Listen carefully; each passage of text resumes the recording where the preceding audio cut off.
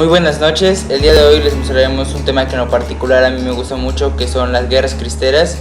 Y comenzaremos presentándonos integrante por integrante y les hablaremos un poquito dividiéndolo en 4 conceptos lo que fue la guerra cristera. Comenzaremos hablándole de qué es la guerra cristera, después le diremos los personajes de la guerra cristera y finalizaremos diciéndole en qué finalizó la guerra cristera, y por último su servidor les presentará una pequeña conclusión de lo que fue la guerra cristera.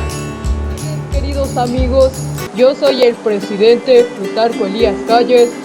Viví de 1877 a 1945. Actualmente yo estoy muerto, pero el día de hoy vine desde los muertos a explicarles la guerra cristera, que tuvo lugar entre 1926 y 1929. También se llama Guerra de los Cristeros o Cristiada. Empecemos con el por qué ocurrió. Este conflicto se inserta en las numerosas tensiones postrevolucionarias entre los sectores conservadores de afiliación religiosa y los sectores liberales de la sociedad mexicana. Un enfrentamiento al gobierno y a las milicias laicas mexicanas contra facciones religiosas católicas que rechazaban las recientes medidas liberales de mi gobierno. Un importante antecedente fue la promulgación de la Constitución de 1917, en la que se negaba la personalidad jurídica a las iglesias. Además, se prohibía la participación del clero en política, así como el culto público fuera de los templos, y se privaba el derecho de bienes raíces a la iglesia. Por si ello fuera poco, en 1921 hubo un atentado en la antigua Basílica de Guadalupe, que intentó destruir la imagen de la Virgen de Guadalupe, pero al no lograr dañar la imagen, consolidó la idea de que había sido un milagro y de que los católicos debían proteger a cualquier costo sus intereses. Esto ha sido todo por mi parte. Espero hayan aprendido algo. Sigamos con la exposición. Soy Antonio González y viví durante los tiempos de la Guerra Cristera. La Guerra Cristera fue un conflicto armado entre el periodo de 1926 y 1929. En ella se enfrentaron dos grupos, el cual eran las milicias laicas y facciones religiosas. Las milicias laicas buscaban que la iglesia ya no siguiera al mando o tuviera poder en decisiones políticas, y las facciones religiosas buscaban seguir teniendo esa hegemonía que habían tenido durante toda la historia de México, además de que las milicias laicas buscaban el prohibir el comportamiento religioso en cualquier parte, reduciéndolo solo a los territorios de la iglesia. El conflicto comenzó con la promulgación de la ley Calles, la cual fue impuesta por el presidente al mando Plutarco Elías Calles. La guerra detonó, además de ese incidente, por la promulgación de la Constitución de 1917, que buscaba quitar a la iglesia del poder político. Además, un atentado en 1921 a la antigua Basílica de Guadalupe, en la cual buscaban dañar la imagen de la Virgen. Sin embargo, no lo consiguieron, y esto los católicos lo tomaron como un milagro. Durante el conflicto armado murieron alrededor de 250.000 personas, y en 1928 comenzaron algunas negociaciones.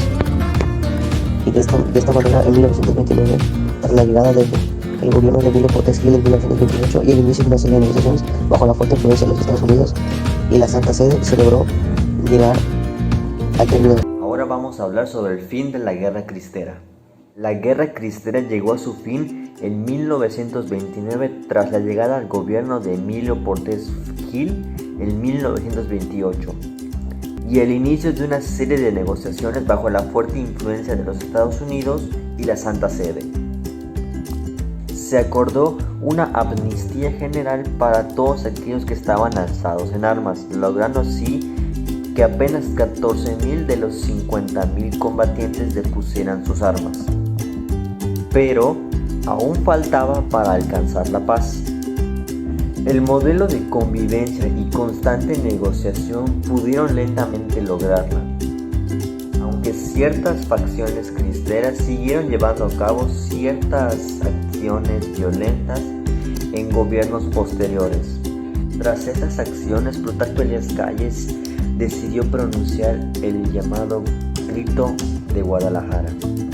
En ese grito, Calles hacía un llamado para que la revolución triunfante en lo militar se trasladara al ámbito de la conciencia y de la educación, aún más específico de la educación de los niños. El Edicto de Guadalajara marcó así una serie de reformas que se implementaron en el sistema educativo mexicano que culminaron con el proyecto de la así llamada educación socialista. Las tensiones creadas por el edicto fueron de tales dimensiones que así generaron otros movimientos que por su magnitud se les conoce como la segunda o la segunda cristiada, aunque en esta ocasión no hubo fracturas en el seno episcopal. Bueno, para concluir les diré un poco un resumido lo que fue pues la Guerra Cristera.